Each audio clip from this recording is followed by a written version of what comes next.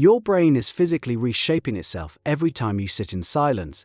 The gray matter inside your skull, the dense tissue responsible for processing who you are and how you relate to others, is thickening in response to something as quiet as watching your own breath. You've probably dismissed meditation as soft, passive, maybe even boring. By the end of this, you'll understand that those 8 minutes of stillness each morning are doing construction work on the architecture of your mind. Sarah Lazar's research at Harvard caught something that changed the conversation. She put long-term meditators into brain scanners and compared them against people who'd never practiced. The meditators had measurably thicker cortical regions, specifically in areas tied to attention, sensory processing, and internal awareness. The skeptics had an easy rebuttal. Maybe people with thicker cortices are just drawn to meditation. Fair point, so Lazar ran the study differently. She took people who had never meditated, put them through an 8-week mindfulness program, and scanned them before and after. The results held. Gray matter density increased in the temporoparietal junction, a region that handles perspective taking, the ability to sense what another person might be feeling. It increased in the posterior cingulate, which anchors your sense of self across time. And it increased in the hippocampus, the region most directly tied to learning and memory. 8 weeks, roughly 27 minutes a day, that's the dose that produced structural change visible on a scanner. Now, here's where most people stall. They hear gray matter density and file it under interesting neuroscience trivia, something to mention at dinner. But what does denser gray matter actually mean for the person living inside that skull? Think about what these regions do.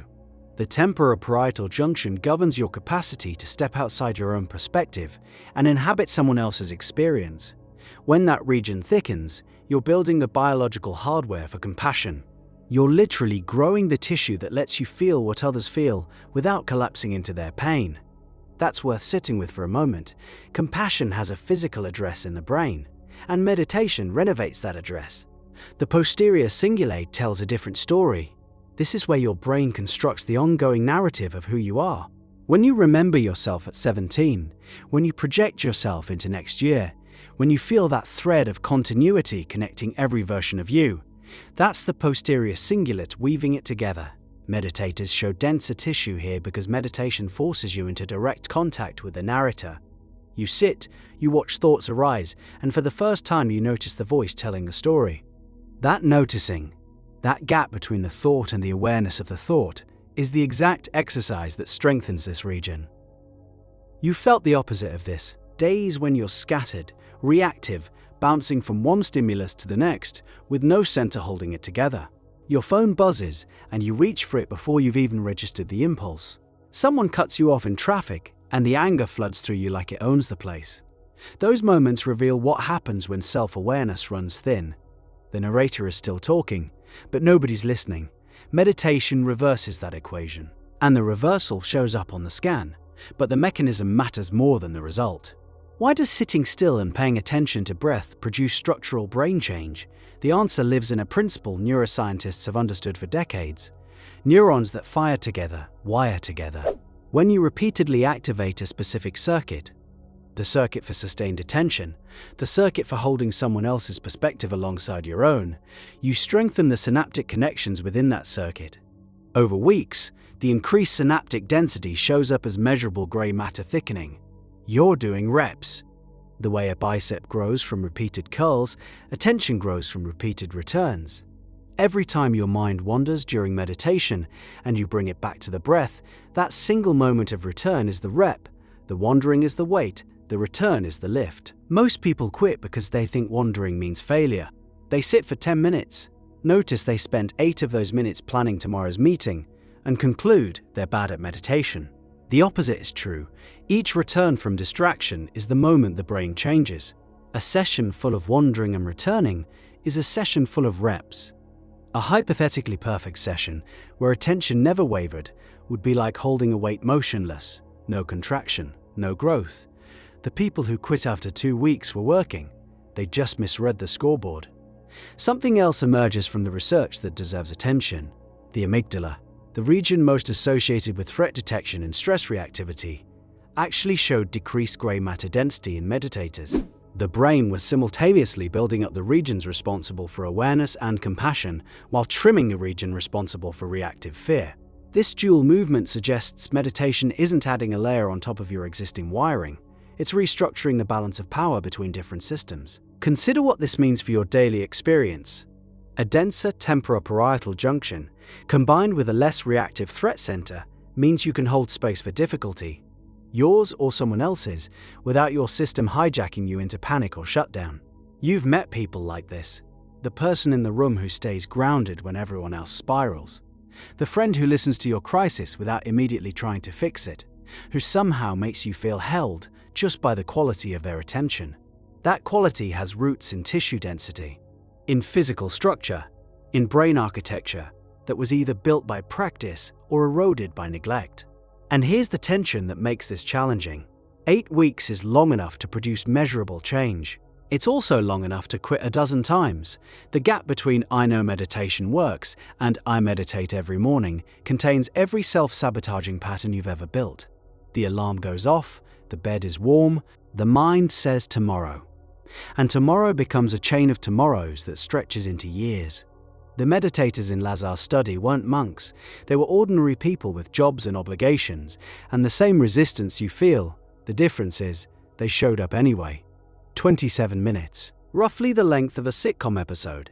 They chose silence over noise for that window, and the scanner confirmed what contemplative traditions have taught for millennia, that sustained inner attention transforms the one who attends. Critics within the scientific community have raised valid concerns about these studies. Sample sizes tend to be small. Self-selection bias is hard to eliminate entirely, and measuring grey matter density from MRI scans involves interpretation that can vary between research teams. These are real limitations. The research is young, but the direction is consistent across multiple labs, multiple populations, and multiple meditation styles. The effect keeps showing up, and it shows up in exactly the regions you'd predict if meditation does what practitioners report it does: sharpen awareness, deepen empathy, reduce reactivity. The consistency matters more than any single study.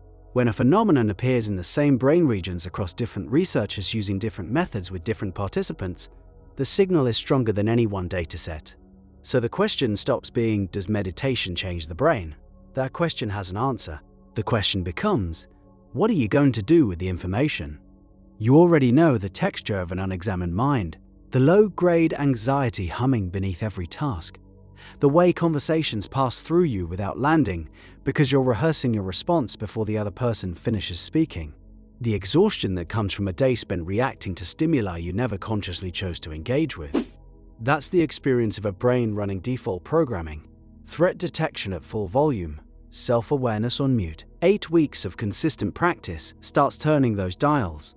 The threat detection quiets, the awareness amplifies, and the grey matter shift isn't metaphorical. Tissue is added, connections are strengthened. The organ inside your skull physically reorganizes around the priorities you demonstrate through practice. Every spiritual tradition that emphasizes meditation understood this before the scanners confirmed it. They used different language: mindfulness, contemplation, inner stillness, the witness. The language varied, the instruction was the same: sit, observe, return. The repetition is the teaching, the boredom is the gate, the resistance is the curriculum. You might be the kind of person who reads about meditation more than you practice it. You've bookmarked the articles, maybe bought the app. You know the benefits the way you know the nutritional content of vegetables. Intellectually, without tasting them. Knowledge without practice is a blueprint that never becomes a building. The grey matter studies are showing you the building. Real, measurable, structural. Tomorrow morning, before you check your phone, before the world starts making demands, sit for 8 minutes. Watch your breath. When your mind wanders, and it will within seconds, bring it back. That return is the entire practice. Every rep of that small, unglamorous motion is a vote cast in favor of the brain you're building. The construction has already been funded by your attention. The only question is whether you'll show up to the site.